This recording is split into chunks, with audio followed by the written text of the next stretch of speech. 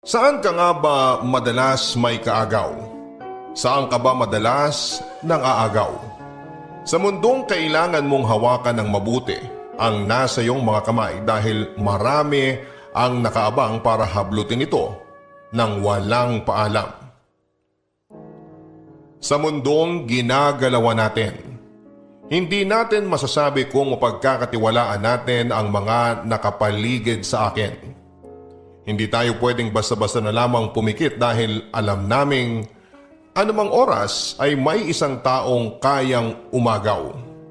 Kayang umagaw ng meron ka. Kaya nga sabi ko kung importante sa iyo ang isang tao o bagay, bantayan mo at pangalagaan mo. Dahil marami sa paligid mo ang nakaabang para makuha ang meron sa iyo. Kung usapang pangaagaw din lang naman, may kwento sa akin ang letter sender na si Ray dahil minsan ay inagawan siya. Hindi ng pagkain, damit o sapatos kundi ng isang tao. Isang tao ang inagaw sa kanya. At kaya ba niyang patawarin ang taong yon o magtatanim siya ng sama ng loob hanggang umabot siya sa kanyang huling paghinga? Ikaw kapuso, kapag inagawang ka ba?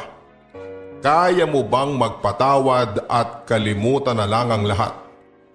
Alamin natin kung sino si Ray dito lamang sa mga kwento ng pag-ibig, buhay at pag-asa sa nangungunang Barangay Love Stories. Dear Papa Dudut, ako nga pala si Ray, 25 years old. Gusto kong sabihin sa inyo na ang kwentong mapapakinggan ninyo ay walang happy ending. Inunahan ko na kayo dahil yun naman ang katotohanan.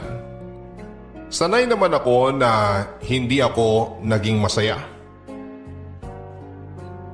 Alam ko naman kahit sa dulo ng buhay ko ay hindi rin ako magiging masaya. Gusto kong simulan ang aking kwento nang minsang inakala kong totoo na pwede pa akong maging masaya. Nakilala ko noon si Claire, 20 years old.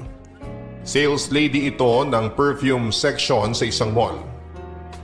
Siguro ay tadhana na makilala ko siya dahil noong mga oras na yon ay nangangailangan ako ng pabango para iregalo sa aking kaibigang ikakasal. Nagkataon na nandun si Claire at una pa lang na lumapat ang mga mata ko sa kanya, Papa Dudut. Gusto ko nang maniwala sa love at first sight. Hindi sobrang ganda si Claire pero kapag tumatagal ang pakikipag-usap mo sa kanya, ay mabibighani ka sa kanyang maliit na mga labi at mapuputing ngipin.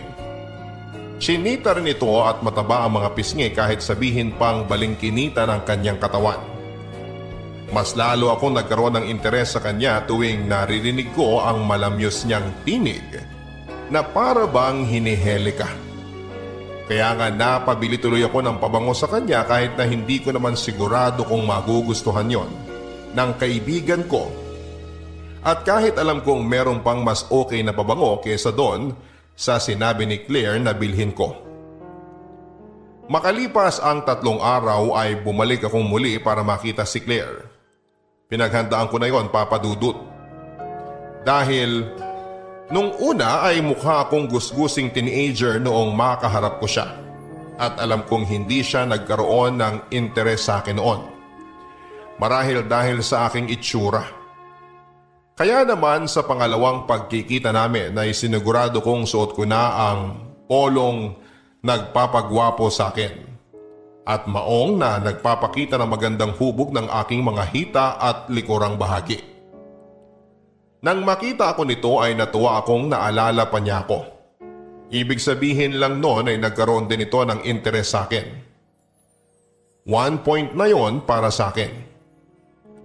Pinaghandaan ko na rin ang pera ko noon dahil alam kong kailangan kong bumili ulit ng pabango kung gusto kong makilala siya. Sinigurado kong mapapapayag ko siya sa isang date after kong bumili ng pabango sa kanya at nangyari nga. Pumayag siya. Sobrang tuwa ako noon, Papa Dudut, nung binigay niya ang kanyang number at sinabing day off niya tuwing Sabado. May basketball ako noon pero mas pinili kong i-cancel para lamang makadate si Claire. Iba talaga ang naging tama ko sa kanya, kaya naman yung next kong plano ay mapasagot siya at papadudot. After ilang dates ay naging karelasyon ko na nga si Claire. Kahit sino siguro lalaki ay mafo-fall kay Claire. Sa paningin ko, lagi siyang gumaganda. Hindi nakakasawa ang kanyang mukha lalo na ang kanyang tawa. Yung tawa niya ay para sa akin ang pinakagusto kong tunog sa mundong ito. Sobrang nagiging corny na ako. Alam ko pero hindi ko mapigilan ang sarili ko. At tulad ng sinabi ko sa inyo, kahit sino ay pwedeng ma-fall kay Claire dahil kapag nakilala niyo siya, maiintindihan ninyo kung bakit ganito ako at hulog na hulog sa kanya. Bukod sa kanyang itsura kasi ay maganda rin ang ugali niya. Pinakagusto ko yung pagiging supportive niya sa mga pangarap ko sa buhay kahit na alam kong palpak lahat yon. Lagi siyang nakikinig sa akin at ito ang pinaka-paborito ko sa kanya. Kahit madalas ay puro rants lang tungkol sa aking ama ang naririnig niya sa akin, ay andyan pa rin siya, handang makinig. Sobrang nakaka-bad trip si Papa, kung alam mo lang. Sige, magkwento ka lang. Alam mo namang makikinig ako sa'yo, di ba? Pasensya na Claire kung ikaw na lang lagi yung napaglalabasan ko ng sama ng loob ha. Ayos lang yun, ano ka ba? Ano bang klaseng girlfriend ako kung simpleng bagay na ganito hindi pa kita papakinggan? Kasi nakakahiya na. Sa tuwing nagkakaroon kami ng problema o away ni Papa, andyan ka para maging shock absorber ko. Wala yun, ano ka ba? Mahal kita, kaya makikinig ako sa'yo. Napakaswerte ko sa'yo. Yung mga kaibigan ko kasi banas na sa akin Ayaw nang makinig. Sawa na sa rants ko kay Papa. Ako, hindi ako magsasawa kasi nga mahal kita. Kaya mas lalong minamahal kita kasi ganyan ka. Ano naman bang ginawa ng tatay mo ngayon? Kagabi, kinatok ako ng kinatok. Tinatanong sa akin kung saan ko raw nilagay yung mga damit ni Mama. Ano naman ang gagawin niya sa mga damit ng mama mo? Ipapasuot niya raw dun sa babaeng kasama niya. Ano? Makikitulog daw kasi sa amin ng 2 araw bago umuwi sa kanila sa probinsya. Kaano-ano ng tatay mo yun? Babae niya. Mukhang sanay na sanay ka nang lagi siya nag-uuwi ng babae sa bahay niyo Halos ipunas na niya sa mukha ko ang katotohanan na hanggat nabubuhay siya, magdadala siya ng babae dun para ikama. Paano yan? Pinahiram mo ba yung damit ng nanay mo? Siyempre hindi ko binigay ang mga damit ni Mama. Ano ako, tanga? Hayaan ko ba silang bastusin ang alaala ng nanay ko? Mabuti naman. Anong sabi ng tatay mo? Wala. Alam ko nainis siya sa akin pero wala siyang magawa. Dahil kailangan mukha siyang mabuting ama sa akin sa harap ng babae niya. Pero hindi naman talaga. Hindi talaga. Never siyang naging mabuting ama sa akin. At mas lalong di siya naging mabuting asawa kay Mama nung nabubuhay pa siya. Siguro miss na miss mo na ang mama mo, no? Araw-araw. Lalo na tuwing binabaliwala ako at mas inuuna ni Papa ang mga babae at alak niya. Alam mo, kung nasaan man ang mama mo ngayon, nalulungkot yun dahil sa nangyayari sa inyong mag-ama niya. Alam ko naman yun, pero sinumpa ko na sa sarili ko na kahit kailan, di ako makikipag-ayos sa tatay ko. Kahit kailan. Seryoso ako papadudot nung sinabi ko kay Claire na kahit kailan ay hindi ako makikipag-ayos sa tatay ko. At alam kong nauunawaan niya yon dahil sa mga kwento ko sa kanya na mga pinagdaanan namin ni Mama sa tatay ko noong buhay pa ito. Wala akong maalalang magandang ginawa niya para sa amin lalo na kay Mama. Bata pa lamang ako ay mulat na ako sa ginawang kahayupan ni Papa kay Mama. Bata pa lamang ako ay iba't ibang babae na ang nakikita kong dinadala ni Papa sa bahay kahit buhay pa si Mama. Alam ko noon ay ako lang ang may alam pero matagal na palang alam yon ni Mama pero hindi lang ito kumikibo at tinitiis ang lahat ng pasakit.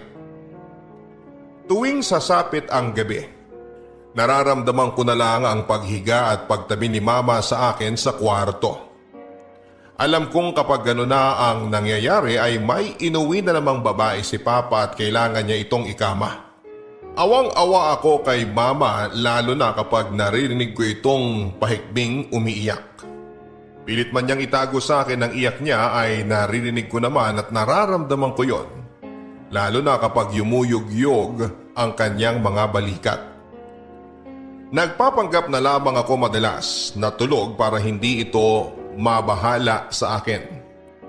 Hanggat maaari, Papa Dudut, ay gusto ko siyang umiyak lang ng umiyak dahil sabi ng teacher ko noon, nakakatulong ang pag-iyak para mailabas ang sama ng nararamdaman. Hanggang ngayon nawala na si Mama sa piling namin. Nambababae pa rin si Papa at mas lalong lumala dahil sobra na siyang malaya.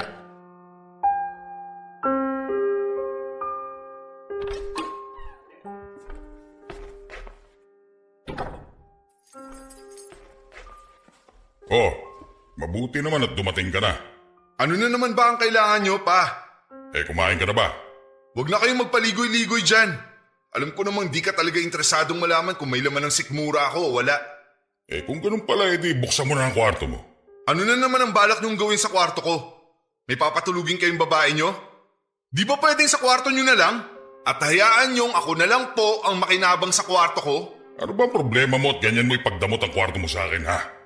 Napakaganda ba ng kwarto mo? Nung minsan may pinatulog akong babae doon, nagreklamo dahil amoy amag ang kwarto mo. Maglinis ka nga ron! Di wag niyong patulugin yung babae niyo doon para di makaamoy ng amag. Kawawa naman ang baga niya. Doon na lang sa kwarto niyo. Magtiis siya sa amoy ng yosi at alak. Wala akong interes makipagratrata sa'yo ngayon, Ray. Isa lang naman ang kailangan ko. Huwag niyong sabihin na kailangan niyo ang kwarto ko dahil pagod ako at kailangan kong magpahinga dahil maaga pa ako bukas. Hindi yon. Pahiramin mo lang ako ng electric fan mo dahil nasira yung sa akin. Masyadong mainit yung kwarto ko ngayon. Kawawa naman yung kasama ko. At sa akin, di kayo naaawa? Masyadong sensitive ang skin nung kasama ko eh. Ikaw naman, pinalaki ka naming di maluho sa balat kaya sige na. Ibabalik ko rin bukas sa umaga pag-alis niya. Iba rin kayo eh. Mas inuuna niyo pa ang kalagayan ng babae niyo kaysa sa akin ng mismong anak niyo. Pwede mo naman buksan ang bintana mo para makapasok ang hangin eh. Mas maganda pa ang hangin sa labas kaysa yung sa electric fan. Di kayo na lang pala ang gumamit ng hangin sa labas. Total, mas maganda pala yun eh. Huwag mo na akong pilosopuhin at... Ayan kunin nyo na lang sa loob ng kwarto ko. Ayoko nang makipagtalo.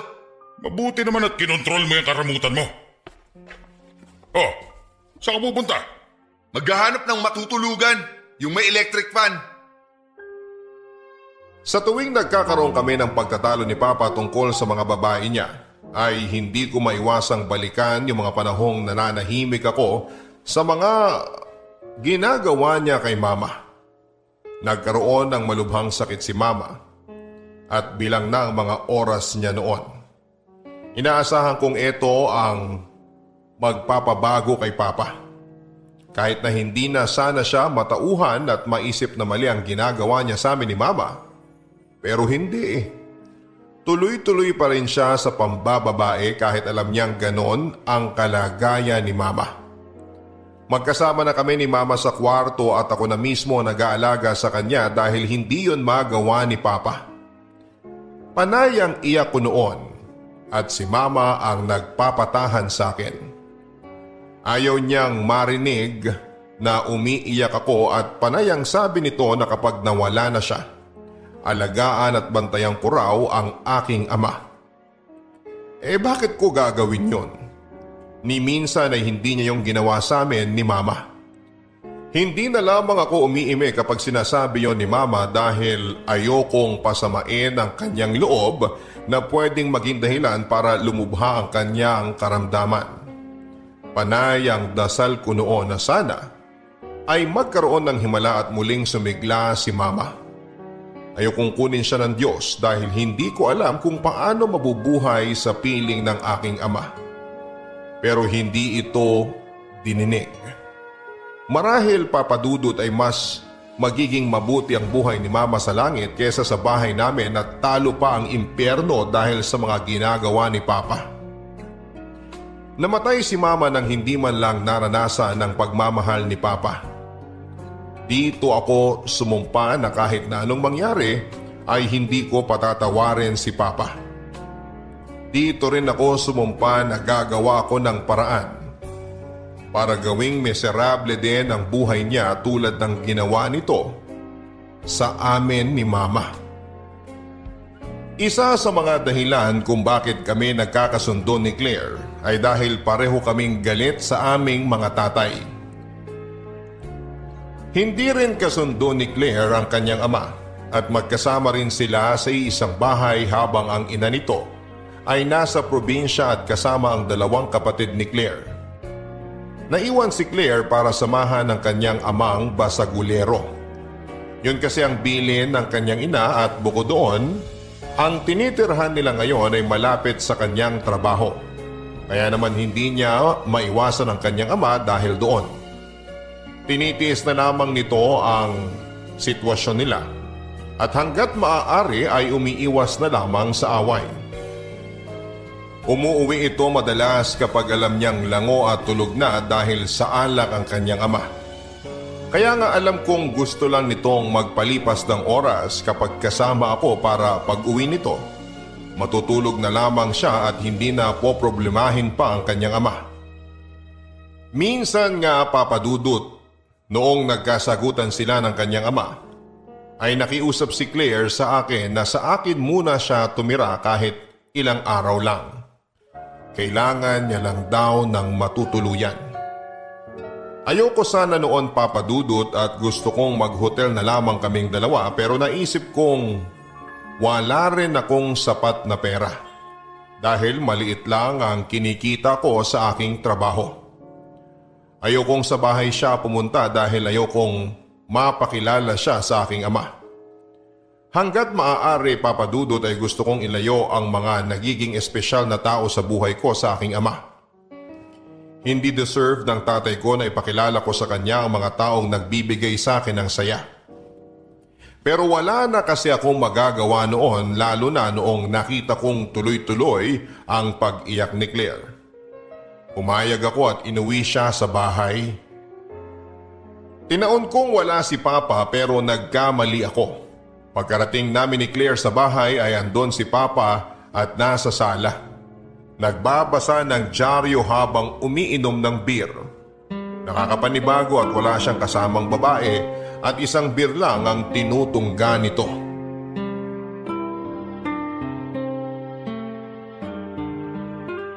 Oh, hindi mo ba lang ba ipapakilala ang kasama mo? Ray? Anak? Pagod po kami at gusto na namin magpahinga. Ano ba yung sabihin mo lang kung sino siya bilang respeto sa akin na ama mo at may-ari ng bahay na to? Bakit? Ako ba nirespeto? Ray, ayos lang. Good evening po. Ako nga po pala si Claire. Kaibigan mo ba tong anak ko? Girlfriend po niya ako. Ay talaga, pinatulan mo to? Oo, biro lang. Ako nga pala si Nestor. Pwede mo akong tawagin Tatay Nestor kung gusto mo. Bilang karelasyon mo naman pala itong anak ko. Claire, huwag mong gagawin yun. Huwag mong intindihin niyang si Ray. Ganyan lang talaga yan. Masyado yatang nai-insecure sa akin palibasa. Mas gwapo akong lalaki kesa sa kanya. Napakaganda naman ang tawa mo. Kaya siguro baliw na baliw tong si Ray sa'yo, no? Naku, hindi naman po. Pero salamat po sa papuri. May kamukha kang artista pero hindi ko maalala. Artista? Ako po? Parang malabo naman po yun. Naku, teka. Panahon ko pa yun baka hindi mo na naabutan. Teka, ilang taon ka na nga ba? 20 years old po. Abay, hindi naman pala nalalayo ang edad mo sa akin. 30 lang ako. Ay, tignan mo tong si Ray kapag nagbibiro ako sa edad ko, masyado siniseryoso Kaya mas marami niyang guhit sa noo kaysa sa akin. mauna na po kami, pa. Aba, teka lang. Kung kailan naman maganda na yung usapan masyado ka naman nangangati pumasok sa kwarto mo Sa bagay, sa tagal ba namang hindi nalilinis nun, mangangati ka talaga. O ikaw, Ray, magpalit ka ng kubrikama at punta ng unan para hindi naman nakakahiya rito kay Claire. Tignan mo nga ang kutis niya Napakaganda. Napakakinis. Hindi pwedeng dapuan ng surot o kung ano man insekto doon sa kama mo. Grabe naman po kayo. Marami naman po akong peklat sa katawan ko. Hindi naman po talaga ako makinis. Tingnan mo na, Ray. Hindi ka marunong mag-alaga ng babae. Bakit nagkakapekla tong si Claire? Ay, naku, hindi naman po niya kasalanan yun. Aba kahit na. Dapat bilang karelasyon ay inaalagaan ka niya. Kung ako lang tong si Ray, sisiguraduhin kong mag-aaral ako ng karate. Uy, bakit naman po? Para karatiin ko yung mga lamok na dadapo sa balat mo.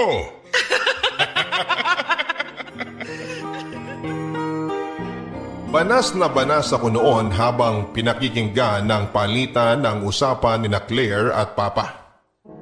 Asar na asar ako habang pinapatawa ni Papa si Claire at mas lalo akong naiinis kapag naririnig kong bumebenta ang biro niya sa GF ko. Nakakainis lalo na't ako ang ginagawang sentro ng biro ni Papa na nakakasakit ng pride ko. Pero wala akong magagawa noon lalo't parang tuwang-tuwa pa si Claire. Akala ko ba ako ang kakampi niya?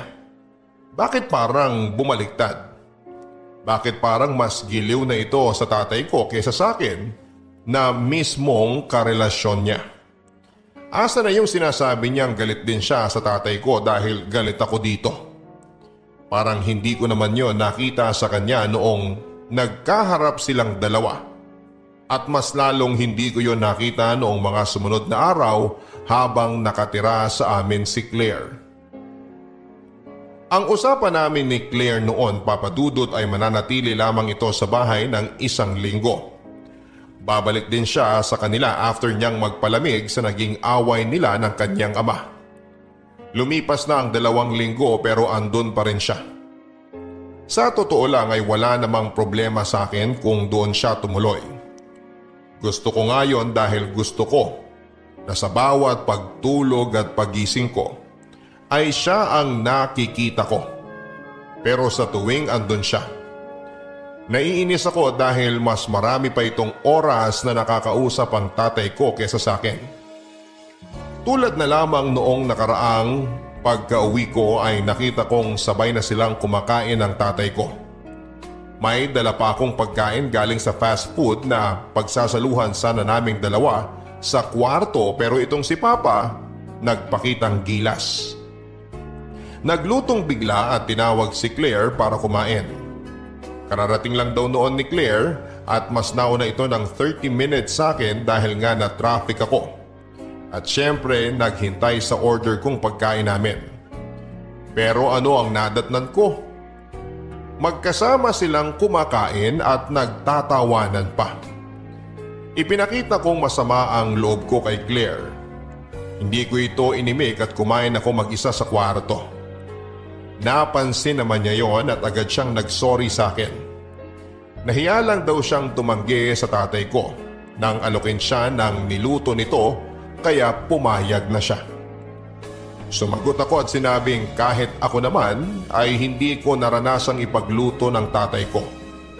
Yun pa lang ang unang beses na nakita kong nagluto si tatay at para pa sa ibang tao. Mas lalo tuloy akong nagalit sa tatay ko dahil pinaparanas niya kay Claire ang mga bagay na hindi niya pinaranas sa akin bilang anak. Pero hindi ko inaasahan na meron pa palang mas malubhang ipaparanas na sama ng loob sa akin si Papa at si Claire. Anong ginagawa niyo? Mag-explain ako, Ray. Oo, dapat lang mga hayop kayo. Huminahon ka muna, anak. Huwag mo akong tawagin anak, baboy ka! Huwag mo pagsalita ng ganyan. Anak lang kita, gago ka. Bakit? Wala akong karapatang pagsalitaan ka ng ganito? Matapos kong mahuli ang kaayupan yung dalawa? Please, Ray, huwag kang sumigaw. Nakakahiya sa mga kapitbahay. Ikaw? Mahihiya sa kapitbahay? Sa akin mismo na boyfriend mo, di ka nahiya. Di ka na nahiya na pumatong ka sa tatay ko. Ilang beses ka nang kinaman ng tatay ko, ha? Please, Ray, mag-usap tayo. Pag-uusapan ba natin kung paano ka napaligayan ng tatay ko? Di ba sapat ang katawan ko, Claire? Di ba kita napapaligaya para kailangan mo sumampas sa kama ng tatay ko? Anong kulang, ha? Please, huwag mo akong pagsalitaan ng ganyan. Hindi mo naiintindihan na nangyayari. Ray! Oo, talagang di ko naiintindihan dahil ako ang boyfriend mo. Kung meron ka mga ibang papatungan, ako yun. At hindi ang tatay ko. Tumigil ka na! Sobra ka na! Susungal-gali na kita dyan! Di gawin nyo. Kayo ang sobra na! Mula pagkabata ko, puro sama ng loob na ang binibigay niyo sa akin hanggang ngayon! Nagmamahalan na kami ni Claire. Nagmamahalan o nilasing mo siya para may kama mo? Huwag mo akong pag-isipan ng ganyan! Huwag pag-isipan ng ano? Claire, naririnig mo ba ang sinasabi mo? Bakit? Ano ba ang gusto mong isipin ko tungkol sa'yo? Matapos kong mahuli kang nakaubad At nakapatong sa akin. Oo, alam namin yun. At sana alam mo rin na tapos na kayo. At ikaw ang magsasabi na tapos na kami? Parte ba yun ang pagiging ama mo? Dahil ako na ang mahal niya at hindi na ikaw. Kaya tanggapin mo na lang na tapos na kayo. Hanggat di si Claire ang... Tapos na tayo, Ray. Tama si Nestor. Siya na talaga ang mahal ko. Parang nilamon ako ng lupa, Papa Dudut, sa mga narinig ko. Hindi pa ba sapat na nahuli ko silang magkasiping at kinakailangan pa nilang ipamukha sa akin na tama ang ginawa nila dahil sila ang nagmamahalan? Paano naman ako? Hindi ko alam ang gagawin ko noon. Gusto kong saksakin ang tatay ko pero alam kong pinipigil ako ng konsensya ko. Gusto kong saktan si Claire pero alam kong hindi yun ang gusto ng nanay ko. Hindi ko alam at hindi ko na talaga alam. Dapat pala una pa lang noong nakaramdam ako ng kutob ay hinuli ko na sila pero pinaabot ko pa talaga ng 1 buwan. Nagtiwala pa talaga ako at sinabing baka masyado lang marumi ang utak ko at iniisip kong hindi yon magagawa ni Claire pero nagkamali ako. Hindi ko alam pero kating-kati ako noong mag-half day sa trabaho at nang nagkataon na araw yon ng Sabado. Alam kong day off ni Claire yon at saktong nasa bahay lang si Papa.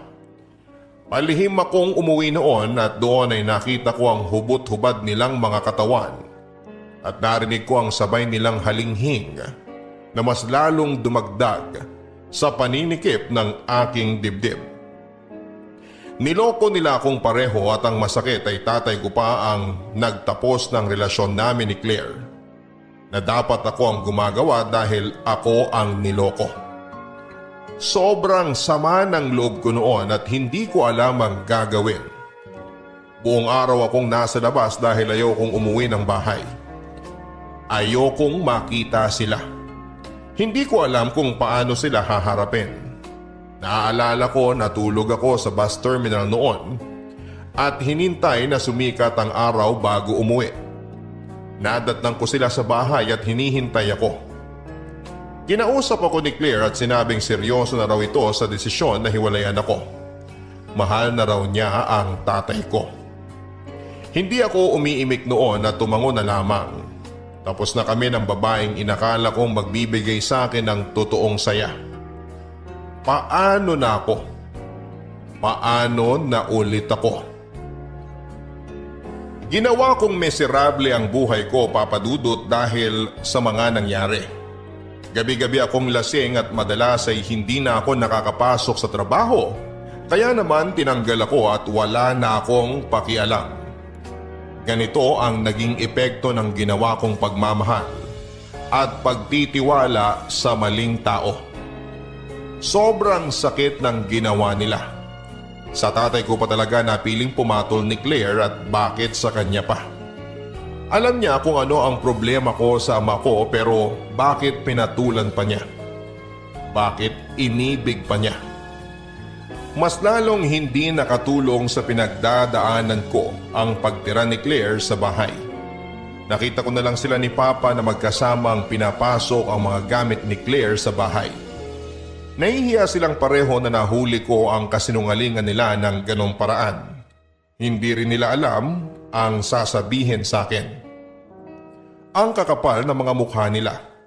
Paano nila ito nagawa sa akin? Hirap na hirap ako noon na harapin sila. Wala akong trabaho noon kaya wala rin akong ibang pupuntahan. Alam nila yon kaya naman magkatulong sila sa bahay para kahit papaano ay mapuna ng mga pangangailangan ko tulad ng pagkain at kung ano-ano pa. Pinagluluto nila ako na makakain ko, siguro ito ang paraan nila para humingi ng pasensya sa mga nagawa nila. Tinatanggap ko naman yon, hindi dahil gusto ko kundi kailangan ko. Walang-wala ako noon, Papa Dudut. Kahit pride ko ay kailangan ko nang lunukin at hayaang kunin ng mga ibinibigay nilang tulong sa akin, tulad ng pang-araw-araw kong pagkain at iba pa. Si Claire na rin na naglalaba ng mga damit ko. Hinahayaan ko siyang gawin yon bilang pambayad sa ginawa niya sa akin. Sabi ko na lang sa sarili ko na noong panahon na yon, na oras na makabawi ako at makatayo akong muli ay pinapangako kong lalayo ako sa kanilang dalawa at hindi na magpapakita pa. Asahan nilang habang buhay ko silang hindi mapapatawad kahit ito pa ang maging dahilan para mapunta ko sa impyerno.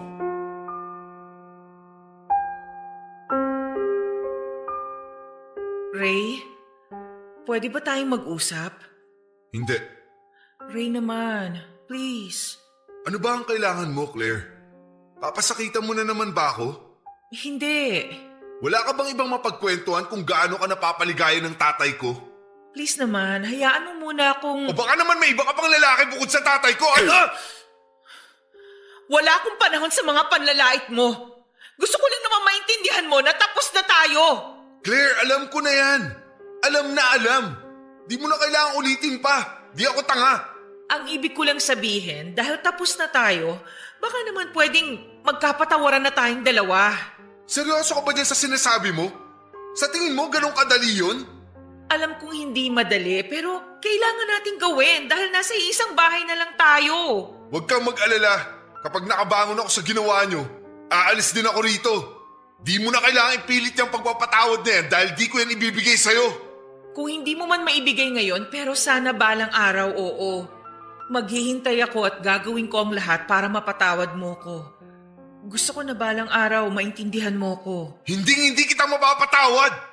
At mas lalong di ko maiintindihan kung bakit sa dinami-rami ng lalaki sa mundo, tatay ko pa ang pinatulan mo. Sinubukan ko namang pigilan, pero... Sinubukan? Kung sinubukan mo, wala sana tayo sa ganitong sitwasyon. Alam ko at mali ko yun. Natukso ako. Buti alam mo. Masyado akong naging marupok sa pag-aalaga at pag-aasikaso niya. Mga bagay na hindi ko naranasan sa tatay ko. Tatay naman pala ang hanap mo eh. Bakit di mo nalang ginawang tatay ang tatay ko? Bakit kailangan patulan mo pa siya? Yun naman talaga ang plano ko eh. Gusto ko nung una maging tatay siya pero nung tumagal, iba na yung naramdaman ko. Napamahal na ako sa kanya at ganun din siya. At paano ka nakakasigurong mahal ka rin niya? Nakinig ka ba talaga sa mga kwento ko sa'yo dati tungkol sa kanya? Alam kong nagbago na siya at alam kong mahal niya ako. Akala mo lang yun! Hindi na kita pipiliting maniwala.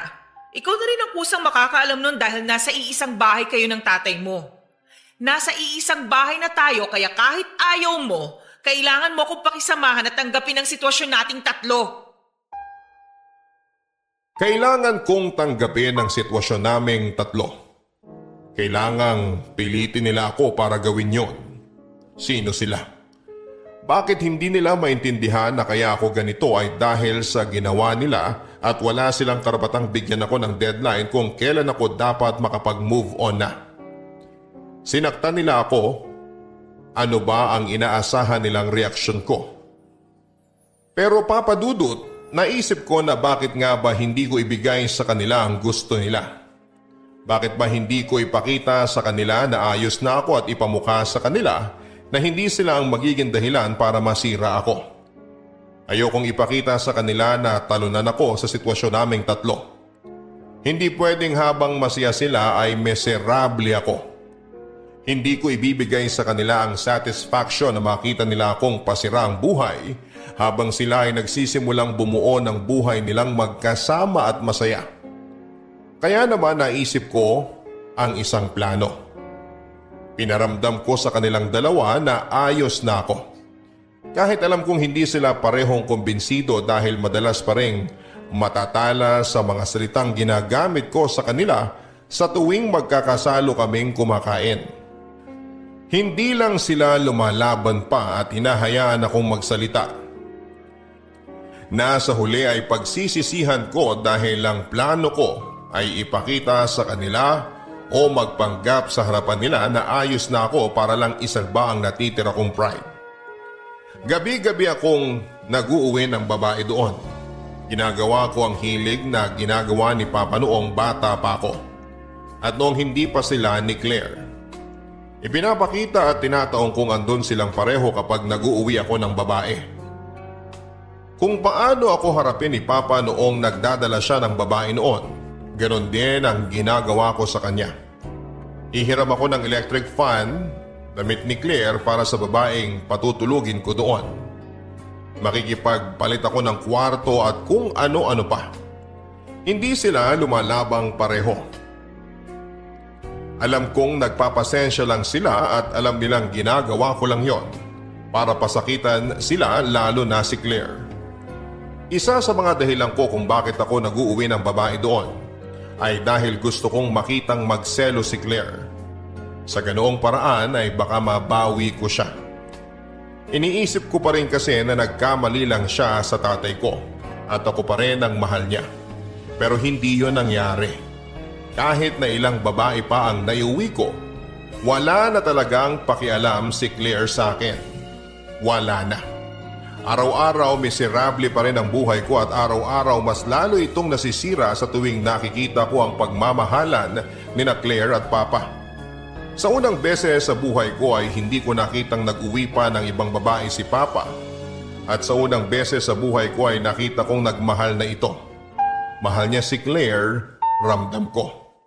Isang bagay na pinagdamot nito sa aking nanay noong nabubuhay pa siya. Kaya naman mas lalo akong nagalit sa aking ama. Ray, anak, pwede ba tayo mag-usap? Hindi. Kibuin mo man lang sana ako, anak. Nahihirapan ako sa sitwasyon natin. At ako hindi. Patawarin mo na sana ako. Kami ni Claire. Ang kapal naman ng mukha mo para hilingin sa akin yan. Alam kong hindi madali. Kailan ba naging madali ang lahat para sa akin? Bata pa lang pinaranas mo na ang hirap sa akin. Sa amin ni Mama.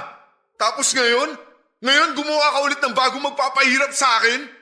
Di ka pa nga nakakabawi sa mga kasalanan mo sa amin ni Mama. At eto ka ngayon, nagdagdag ka na naman ng bago. Alam kong malalim na ang sugat na binigay ko sa inyo ng mama mo. At kung pwede lang baguhin ang lahat, babalik ako sa dati para humingi ako ng tawad sa nanay mo at... Tawad lang? Kung babalikan mo ang nakaraan, hihingi ka lang ng tawad sa nanay ko? Di mo man lang ba susubukang ayusin ang relasyon niyo at ang pamilya natin? Oras na rin siguro para malaman mo ang totoo. Ano pa ba ang totoo bukod sa pagiging gago mo at masamang tao? Sabihin mo na lahat ng gusto mong sabihin, pero sasabihin ko pa rin sa iyo ang lahat. Siguraduhin mo lang na ikakatuwa ko yung sasabihin mo dahil kung hindi... Hindi ko totoong minahal ang nanay mo. Sige, dagdagan mo pa ang galit ko sa'yo. Pinilit na kami ipakasal ng magulang namin dahil pinikot ako ng nanay mo.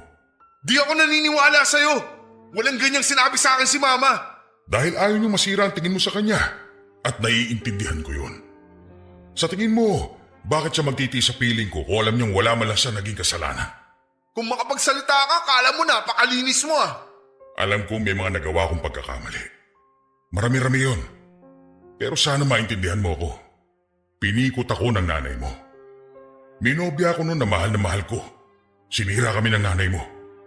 Sinabi niya may nangyari sa amin kahit wala. At alam niya yun. Hinalikan ko lang siya nung nilasing niya ako nung minsan nagkainuman kami. Kasama ng mga iba naming mga kaibigan. Sinabi niya sa nobya ko na may nangyari sa aming dalawa. At hindi pa nakontento ang nanay mo. Kasunod nun, sinabi niya rin sa aming mga magulang. Wala akong kakampi nun, Ray. Lahat sa nanay mo naniwala dahil babae siya. Sa tingin nila, siya ang nadihado. Pero sa totoo lang, ako naging biktima. Di ako naniniwala sa'yo. Ikaw na napakademonyo mong tao. Ginagago mo ba ako? Kahit tanungin mo pa sa mga lolo't lola mong lahat. Sila ang nakakaalam ng totoo. Dahil matapos ang sapilitang kasal namin, inamin niya ang totoo sa mga magulang naming dalawa. Kahit sa dati kong nobya. Pero huli na, kasal na kami. Galit na galit ako nun sa kanya. At pinangako kong gagawin kong miserable ang buhay niya habang magkasama kami. At yun ang ginawa ko habang nabubuhay siya. Nakalimutan ko magpatawad, Ray. At alam kong nadamay ka dahil doon. Umalis ka na sa harapan ko! Hindi kita pipiliting maniwala pero yun ang totoo. Huwag kang gumaya sa akin na nagtanim ng galit at pinasa ang galit na yun sa mga nanakit sa akin. Ayokong gumaya ka sa akin na hindi natutong magpatawad. Hayaan mo kong bumawi sa iyo, anak. Ngayon ka babawi? Kung kailan mas sinira mo ang buhay ko? Mahal ko si Claire. Siya lang ang babaeng gusto kong makasama. Siya ang nagpamulat sa akin sa mga nagawa kong mali sa inyong mag-ina. Dahil sa kanya, gusto kong magbago. Nakakasama ng loob na sa ibang tao ka pa kumuha ng dahilan para magbago. Samantalang ako mismo na anak mo. Andito ako lagi pero di ka pa rin nagbago. Hindi ko mapigilang umiyak noon, Papa Dudut. Sobrang sama ng loob ko sa aking ama. Bakit hindi ako ang naging dahilan ng pagbabago niya? Bakit kailangang may pumasok pang ibang tao sa buhay namin bago siya mag-decide na magbago? Sobrang nakakasama ng loob. Imbes na mapatawad ko siya at maintindihan ang pinagmula ng masamang ugali niya, ay mas lalo ako nagtanim ng galit at sama ng loob. Mas lalo kong piniling huwag magpatawad at gawing miserable ang buhay nilang dalawa habang nabubuhay ako. Habang nabubuhay silang pareho. Hindi ko alam, Papa Dudut, kung kakampi ko ba ang langit sa gagawin kong pagganti kina Claire at Papa. Dahil isang araw ay nahuli ko si Claire at may kausap. Nanay pala niya ang kausap niya noon. Akala ni Claire ay umalis na ako. Wala rin ang tatay ko noon dahil namamalengke ito. Iba talaga ang pinagbago nito mula nang naging sila ni Claire, kaya mas lalo akong nainis. Pero natuwa ng mga oras na yon dahil may mga gamit na akong bala laban sa kanilang dalawa. Magagawa ko na ang plano kong maghiganti dahil sa naging usapan ni na Claire at ng kanyang ina. Nalaman kong panay pala ang hingi ni Claire sa tatay ko mula sa pensyon nito at ibang pinapasok sa maliliit na negosyo, at ang nakikinabang ang ina nito at ang dalawang anak niya sa probinsya na noong una ay sinabi niyang mga kapatid niya. Narinig ko din na ginagamit niya lang ang tatay ko para may pangsustento sa kanila. At lahat yon ay nakarecord sa aking cellphone at lahat yon ay handa kong iparinig sa aking tatay oras na makauwi na ito. Akala mo walang tao, no? Ray? Grabe ka makipag-usap sa nanay mo. Nandito ako sa labas ng kwarto niyo pero rinig na rinig ko ang mga sinasabi mo. Mabuti na lang at nilakasan mo yung boses mo. Na-record ko tuloy ang lahat. May mga anak ka pala sa probinsya? Akala ko ba kapatid mo ang mga yun? Ray, mag-usap tayo please. Kung ano man yung narinig mo. Kung ano man ang narinig ko, lahat yun andito sa cellphone ko. Na-videoan ko ang usapan niyo. Huwag mo ko isusumbong sa tatay mo, please. Kasi ano, matitigil ang sustento sa'yo. Grabe ka rin. Manggagamit ka pala. Di ko naalata yan sa'yo dati nung tayo pa. Paano hindi mo mahahalata wala kang ang maibigay sa akin? Puro burger sa kanto ang nililibre mo sa akin. Sa tingin mo mabubuhay ako noon at ang mga anak ko sa probinsya? Ayun, lumabas din ang totoo. Oo nga pala, binivideo ko pa rin to Demonyo ka rin pala, no? Tulad mo? Aba oo. Anong gusto mong gawin ko? Aminin mo lahat. Tigilan mo ang pag-video ng usapan na to at sasabihin ko sa iyo lahat. O sige, o yan, go. Oo, aaminin kong ginagamit ko lang ang tatay mo para may pangsustento ako sa mga anak ko. Wala siyang alam tungkol dito. May butas sa puso ang bunso ko at hindi sapat yung kinikita ko sa mall para masustentuhan ang mga gastusin sa ospital. Bakit di ka nalang lumapit sa akin? Bakit kailangan pumasok pa sa eksena ang tatay ko? Dahil wala ka namang maibigay sa akin, Ray. Kung nagsabi ka lang, edi gumawa ako ng paraan. Paano ka makakagawa ng paraan? Yung kakarampot na sahod mo, pambayad lang ng kuryente at pamasahe mo lang ang nakakayanan. Tapos mag-iilusyon kang tulungan ako? Kung gano'n naman pala, di sana una pa lang, di mo na ako pinatulan kung alam mong wala naman pala akong pera. Akala ko nung una may pera ka. Sino ba naman kasing bibili ng mga mamahaling pabango sa loob lang ng 3 araw? Anong gusto mong isipin ko? Bakit di mo pa ako iniwala nung nalaman mong di ko kayang ibigay sa'yo ang perang kailangan mo? Kasi nabanggit mong may pera ang tatay mo. Kaya ba? Kaya ako nagpanggap na may problema kami ng tatay ko sa bahay para patuloyin mo ako dito at makilala ko ang tatay mo. So planado mo ang lahat ng to? Pati ang paibigin siya? Kasama yun sa plano. Hindi ako magsisinungaling. Paano mo nasisikmurang gawin to, Claire? Lahat kaya kong sikmurain para sa mga anak ko. Minahal mo ba ako? Akala ko. Ang tatay ko? Sinusubukan ko. Nga pala, Binivideo ko pa rin tong usapan natin. Ray! Pero pwede naman nating pag-usapan to. Madali naman akong kausap. Di naman ako pinalaking sumbungero. Ano, payag ka ba? Naipit na noon si Claire. Wala na siyang magawa. Alam niyang hawak ko na ang alas. Nakipagdil ako sa kanya na makipagsiping pa rin ito sa akin. Ilihim naming pareho na may relasyon kaming muli. Gawin niya ulit ang lahat ng ginagawa niya sa akin noon. Oo, Papa Dudut, sobrang baba ng ginagawa ko pero masisisi niyo ba ako? Bukod sa gusto kong gumanti ay gusto ko ulit mapasakin si Claire dahil Papa Dudut, kahit ganito na ang nangyari, alam ko sa sarili ko na mahal ko pa rin si Claire. Malungkot ako, masyadong desperado ang ginawa ko pero sa ganitong paraan lang ako mananalo. Pumayag si Claire sa lahat ng gusto ko, kapalit ng hindi pagsusumbong at hayaan ko siyang hut-hutan pa rin ng tatay ko. Lahat nga ay gagawin niya para sa kanyang mga anak. Natuwa akong pumayag siya. Mula noon, kapag wala ang aking tatay ay ako ang kaulayaw ni Claire. Alam kong napipilitan lang siya at nakakaramdam din ng pandidire pero wala siyang magawa. Hawak ko lahat ng magagandang baraha at anumang oras na pumalag siya. Handa akong ilatag ang mga barahang yon para angkinin ang pagkapanalo ko. Kung sa tingin nyo, kailangan kong maawa sa sitwasyon niya dahil sa mga anak niya. Oo, nakakaramdam naman ako noon. Pero mas nangingibabaw yung mapa sa akin siyang muli at makaganti sa aking ama. May iba pa akong binabalak, Papa Dudut, at lahat yon ay ibabahagi ko sa inyo habang nagpapatuloy tayo sa aking kwento. Pinalabas namin sa aking tatay na maayos na kaming dalawa ni Claire, na napatawad ko na silang pareho. Tuwang-tuwa naman siya lalo na tuwing kumakain kaming sabay-sabay sa pabilog naming mesa. Magkaharap sina Claire at Papa habang ako ay katabi ni Claire at habang panay ang kwento ni Papa sa mga nangyari sa buong araw niya, ay ang kamay ko ay panay ang pisil sa hita ni Claire. Wala itong magawa kahit gustuhin niyang magalit. Tulad ng sinabi ko sa inyo, nasa akin kasi ang magagandang baraha. Tuloy-tuloy lamang na ganon at walang kamuang-muang si Papa sa nangyayari sa amin ni Claire. Tuwing gabi naman ay tinatawag ko si Claire para magsiping kami sa aking kwarto. Hindi siya makakatanggi. Kahit alam kong labag sa kanyang kalooban ay pumapayag siya.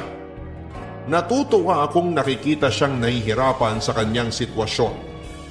Kulang pa ito sa ginawa nila sa akin, humanda pa sila sa iba kong gagawin. Inayaan ko si Claire na kumuha ng pera sa tatay ko. Sa ganong paraan ay nakakaganti na rin ako kay tatay dahil habang nauubusan siya ng pera, hindi niya rin namamalayan na niloloko lang pala siya ng babaeng yon. At kasama ako sa panlolokong yon. Hindi na matanggal ang ngiti ko habang unti-unti kong nakikita ang pagbagsak nilang dalawa. May dahilan pala lahat ng nangyari sa akin at ngayon ay inaani ko na ang lahat ng mga naging hirap ko noon.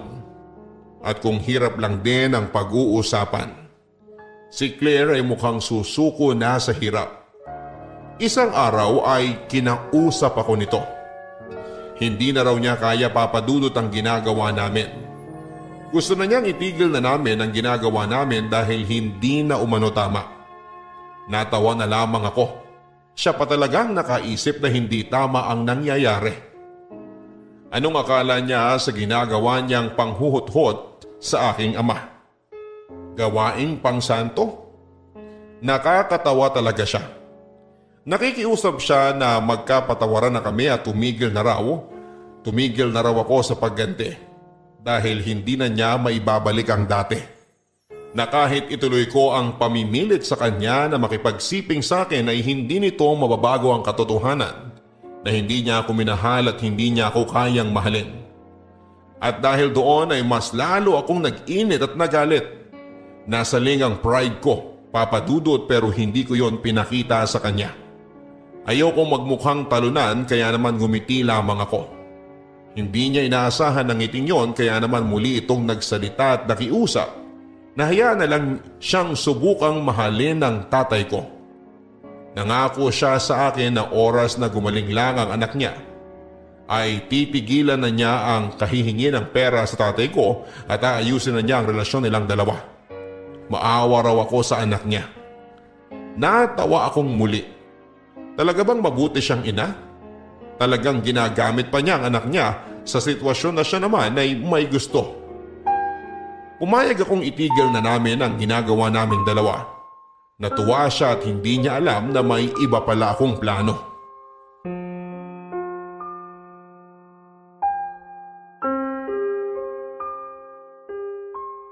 Kumusta pa? Ray, andiyan ka na pala. Teka at maluluto na tong afritada. Di ba paborito mo to? Mechado ang paborito ko. Ganun ba? Pero sana mapagtiisan mo na to ha. Inaral ko mula sa internet tong afritada eh. Nagpatulong ako kay Claire kagabi bago siya matulog. Oo nga, yun din sabi niya sa akin bago siya matulog sa tabi ko. Ha? Oo nga pala. Ngayon ko aaminin sa'yo ang lahat. Bumalik na pala sa akin si Claire. Pero palihim nga lang. Anong sinasabi mo? Yun. Mahal pa rin daw niya ako eh. At nagsisisi siyang iniwan ako. Wag ka naman gumawa ng kwento, anak. Pwede mong itanong sa kanya kung gusto mo. Pero kung ako sa'yo, bakit pa ako maniniwala sa isang babaeng pumapatol sa mag-ama, di ba? Mahal ako ni Claire. Mahal niya lang ang bulsa mo. Hindi totoo yan. Nakailang libo na ba siya sa'yo? Sa pagkakaalam ko, mas marami ka pang naibigay na pera sa kanya kaysa sa amin na mag-ina mo. Huwag na natin ibalik yung nakaraan. Hindi ba't sinabi ko naman sa'yo na pinagsisisihan ko na yon? Pagsisisihan mo rin kapag nalaman mong pineperahan ka lang ni Claire para mapagamot niya ang anak niya. May anak si Claire? Mga anak! May mga anak si Claire at isang ina na binubuhay niya sa probinsya. Salamat sa pensyon at negosyo mo. Ayan, malapit na silang maging malusog. Hindi. Gawa-gawa mo lang yung kwento na yan. Hindi ako naniniwala. Kung ayaw mong maniwala, pwede mo naman siyang kausapin. At kung di siya aamin, pwede ko namang ipanood sa iyo yung video na kinuha ko habang kausap niya ang nanay niya at usapan naming dalawa. Ewan ko na lang kung paniwalaan mo pa siya. Hindi ko alam kung bakit ginagawa mo to. Ginagawa ko to para maramdaman mo yung hirap na naramdaman ko noon. Akala ko ba napatawad mo na ako? Bakit kita papatawarin? May dahilan ba para patawarin kita? Nagbabago na ako. Nagbabago ka para sa babae mo at hindi para sa akin. Ang importante nagbabago ko.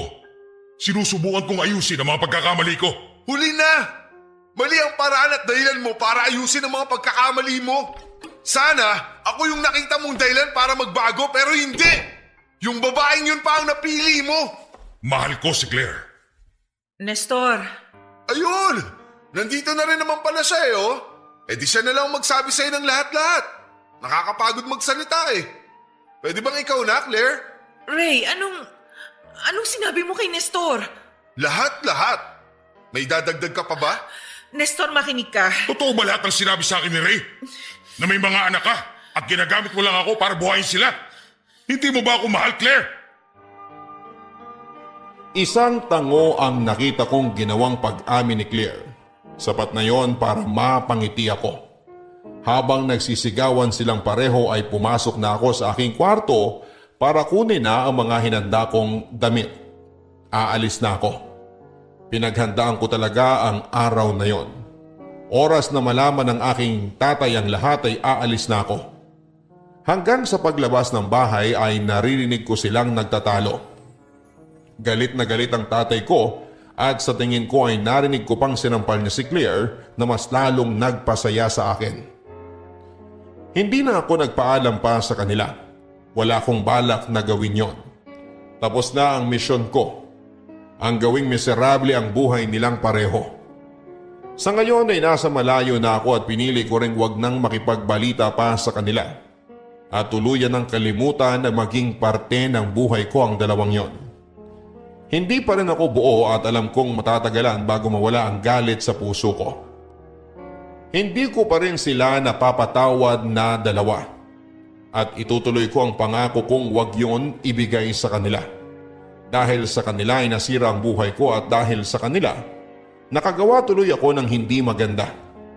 Kung nasaan man sila, hiling ko na sana ay katulad ko rin silang punong-puno ng galit at sakit para maintindihan nila kung bakit ko yon nagawa sa kanila. Alam kong mali ang nagawa ko, Papa Dudut, pero tao lamang ako. Nasaktan ako, nahirapan, at masisisi niyo ba ako? Maraming salamat sa pagbasa at pag-unawa ng aking liham. Ako ang inyong kabarangay forever, Ray. Kailan nga ba darating ang panahon na makakayanan na ng isang taong punong-puno ng sakit at galit ang magpatawad? Totoo bang oras lang ang kailangan bago maghilom ang lahat? Sa naging kalagayan po ni Ray ay may pag-asa pa kaya siyang umahon mula sa pagkakalunod niya sa sarili niyang galit? May pag-asa pa kayang makita niya na hindi sa lahat ng pagkakataon ay kailangan niyang bitbitin ang galit sa kanyang puso dahil siya lang mismo ang mabibigatan dito? Ray, kung nasaan ka man ngayon, gusto kong sabihin sa iyo na hindi mo deserve ang nangyari sa iyong pamilya, lalong-lalo na ang pinagdadaanan mo sa iyong ama. Kasunod nun, hindi mo din deserve ang lokohin ng isang babae matapos mong ibigay sa kanya lahat ng kaya at lahat ng meron sa iyo. Pero Ray, oras na para bitawan mo ang naging puot mo dahil sa huli, ikaw lang din ang mabibigatan at mahihirapan sa pagbitbit niyan sa bawat lugar na pinupuntahan mo. Totoong mahirap magpatawad, pero sana ay mahanap mo balang araw sa puso mo na magpatawad hindi lang sa mga taong sinaktan ka, kundi pati na rin sa iyong sarili. Hanggang sa muli mga kapuso, ako po si Papa Dudut sa mga kwento ng pag-ibig, buhay at pag-asa.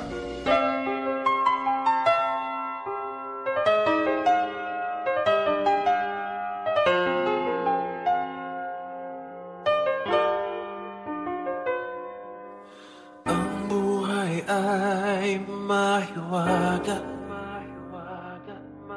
laging may lungkot at saya. Sa Papa Dudut Stories, laging may karamay ka.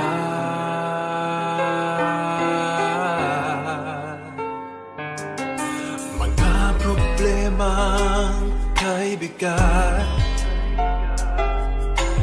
dito ay pakikinggan ka. Sa Papa Dudut Stories, kami ay iyong kasama. Dito sa Papa Dudut Stories, ikaw ay hindi nag-iisa.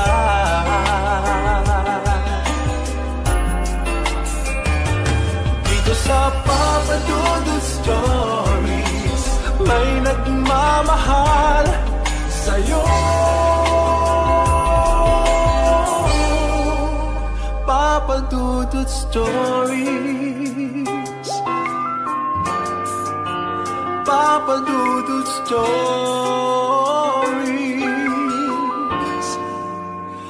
Papa Dudut Stories.